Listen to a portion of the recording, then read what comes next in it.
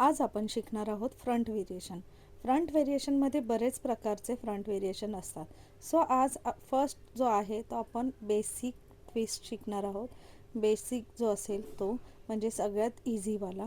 So त्याच्यासाठी काय करायचं आहे आपल्याला, समोर बघू शकता मी मिडल पार्टिशन घेतलेलं आहे. आधी तुमची स्टायलिंग करून घ्यायची आहे कर्ल्सची. कर्ल्स जे जे मी शिकवणार आहे ते कोणत्याही प्रकारचे कर्ल्स तुम्ही ते करू शकता. इथे मी बॉक्ससारखा मी फ्रंट काढलेला आहे. तुम्ही बघू शकता सेक्शन जो आहे तो बॉक्समध्ये काढलेला आहे. तुम्हाला जर हवं असेल तर तुम्ही पूर्ण केससुद्धा घेऊ शकता फ्रंटचे, पण मी हाफच घेतला आहे पार्टिशन. तुम्ही बघू शकता इयर टू इयर असा पूर्ण अख्खा घेतलेला नाही आहे. आता मी हलकं हलकं कोम करून घेणार आहे. कोम खूप इम्पॉर्टंट आहे फिनिशिंग क्रिएट करण्यासाठी. आता हा जो स्टील पिन यूज केलेला आहे ना, तो ह्याच्यासाठी मी वापरला आहे जेणेकरून वरचे केस जे आपण काढलेले आहेत एक लेवलने ते त्यामध्ये मिक्स नाही झाले पाहिजे, त्यासाठी मी तिथे पिन करून घेतलेलं आहे. आता मी हलकं हलकं कोम करून घेतल्यानंतर तुम्ही बघू शकता मी वॅक्स स्टिकचा वापर करत आहे. तुम्ही वॅक्स स्टिक किंवा कोणतीही क्रीम जी फिनिशिंग क्रीम आहे मी हळूहळू पुढच्या व्हिडिओमध्ये तर तुम्हाला दाखवणारच आहे.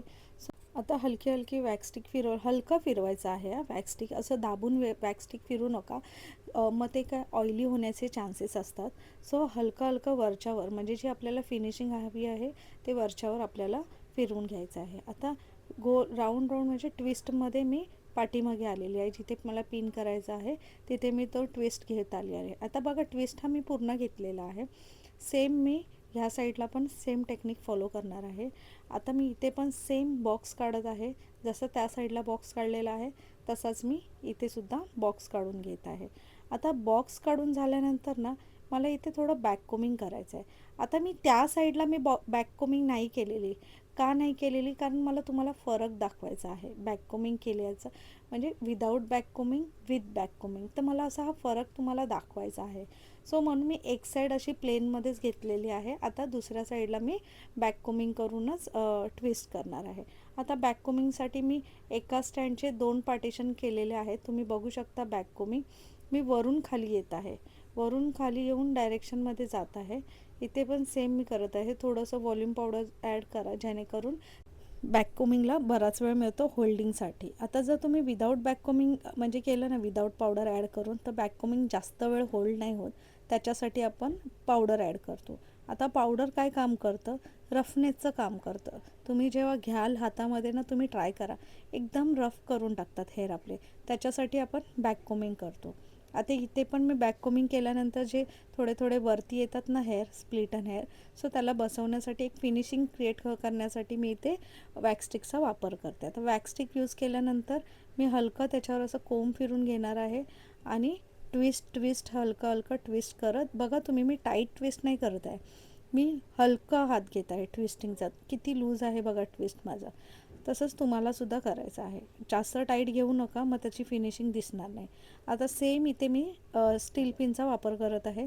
दोन्ही साईडला माझं स्टील पिन झाल्यानंतर मी काय करणार आहे, आता इथे बॉबी पिनचा वापर करणार आहे. आता बघा तुम्ही बघू शकता स्टील पिन. आता हे जे मीडियम साईजचं मी बॉबी पिन घेतलेलं आहे, तुम्हीसुद्धा मीडियम साईजचा घ्या. जास्त मोठा आणि जास्त छोटा घेऊ नका. मीडियम साईज परफेक्ट असतो पिन करण्यासाठी. आता पिनिंग टेक्निक बघा तुम्ही, मी ओपन केलेलं आहे पिन. आता दोन्ही साईडचे थोडे थोडे जे केस आहेत बघा, मी पूर्ण पण नाही घेतलेत, थोडे थोडे केस घेऊनच पिन करत आहे. आता इथे मी आडवा पिन केलेला आहे. बरेच जण काय करतात, असा क्रॉस पिन करतात, एकावर एक पिन चढवतात. तर प्लीज तशी पिनिंग करू नका. तुम्ही इथे डायरेक्शन बघू शकता पिनची, एकदम आडवा पिन घेतलेला आहे मी. आता इथे माझं डमीचे केस आहेत म्हणून पिन असे सोडून देतात, पण रिअल हेअरवर पिन नक्कीच होल्ड होतात तुम्ही मीडियम साईजचा पिन वापरल्यावर.